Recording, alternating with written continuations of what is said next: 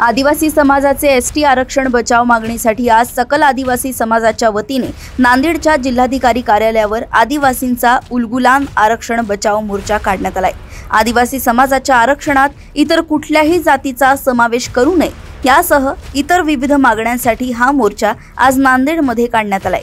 या मोर्चात हजारोच्या संख्येने सखल आदिवासी समाज बांधव सहभागी झाले आहेत। आदिवासी समाजाचे आमदार भीमराव केराम यांच्या नेतृत्वाखाली हा मोर्चा आज नांदेडमध्ये काढण्यात आलाय। आमदार भीमराव केराम यांच्याशी संवाद साधला आहे नांदेडवरून आमचे प्रतिनिधी पवन जगदंबार यांनी। आदिवासी समाजाच्या वतीने आज उलगलान मोर्चा जे आहे ते काढण्यात येत आहे।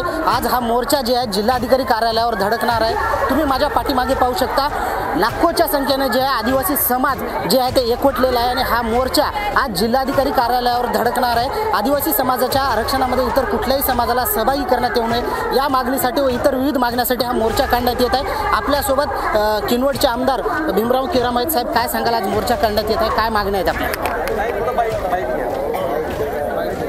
गेल्या 15-20 दिवसात 2 सप्टेंबर रोजी महाराष्ट्र शासनाने हैदराबाद गॅजेटच्या अनुषंगाने मराठा बांधवांसाठी जो काही शासन निर्णय काढलेला आहे त्या हैदराबाद गॅजेटचा संदर्भ घेऊन या महाराष्ट्रामध्ये बहुसंख्येने आर्थिकदृष्ट्या सक्षम असलेला शासनामध्ये आणि प्रशासनामध्ये महत्त्वाच्या पदावर एवढंच नव्हे तर या राज्याचे गेले 18 वर्ष मुख्यमंत्रीसारख्या महत्त्वाच्या पदावर ज्यांनी नेतृत्व केलेलं आहे त्या बंजारा समूहाच्या लोकांना आदिवासीमध्ये प्रवेश मिळावा अशा पद्धतीची मागणी घेऊन ती लोक या महाराष्ट्रामध्ये मोर्चे काढत आहेत।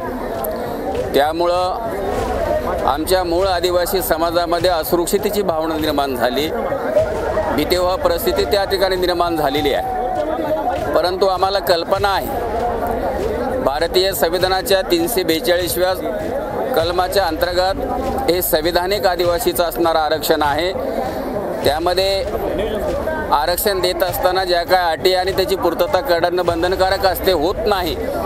परंतु अशाही परिस्थितीमध्ये जाणीवपूर्वक आदिवासी लोकांना दबावामध्ये आणून सरकारवर दबाव टाकून आपल्याला गैरमार्गाने का होईना आदिवासीमध्ये समाविष्ट होता येईल का अशा पद्धतीचा त्यांचा जो प्रयत्न चालू आहे हे शासनाच्या निदर्शनास आणून देण्यासाठी हा प्रातिनिधिक स्वरूपाचा संपूर्ण राज्यभरामध्ये आमच्याही मूळ आदिवासी लोकांचे मोर्चाला सुरुवात झालेली आहे।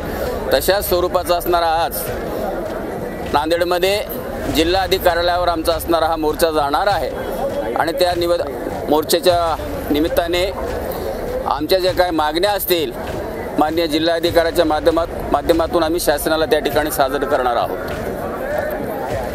या मोर्चाची जर दखल घेतली तर या पुढील भूमिका काय राहणार आहे आपली? सुरुवातीलाच मी सांगितलंय संविधानिक असणारं आरक्षण आहे, त्या आरक्षणामध्ये कुणालाही त्या ठिकाणी घुसखोरी करता येणार नाही, सरकारला सुद्धा मान्यता आहे। परंतु हे मोर्चा काढण्याच्या पाठीमागचा आमचा उद्देश असा आहे त्यांनी मोर्चे काढलेला आहे म्हणून आम्ही मोर्चे काढतो अशातला भाग नाही। त्यांना प्रतिकात्मक स्वरूपामध्ये जर आम्ही सरकारला हे निदर्शनास आणून दिलो नाही तर आमची संमती आहे अशी सरकाराची धारणा होईल आणि म्हणून आम्हाला हे मोर्चा काढणं गरजेचं आहे आणि म्हणून त्याच्यामुळं आमच्या घटनात्मक आरक्षणाचं संरक्षण करणं हे आमची जबाबदारी आहे। तर त्याच्यामुळं आम्हाला हे मोर्चा काढण्याची आवश्यकता वाटते। एकंदरीत आपण पाहू शकतो हे संविधानिक आरक्षण आहे आणि ह्या आरक्षणामध्ये कोणालाही देता येणार नाही अशी भूमिका जी आहे ते आमदार भीमराव केराम यांनी आपल्याला सांगितलेली आहे। कॅमेरामॅन धीरज सोबत मी पवन जगदंबार, देशोन्नती, नांदेड।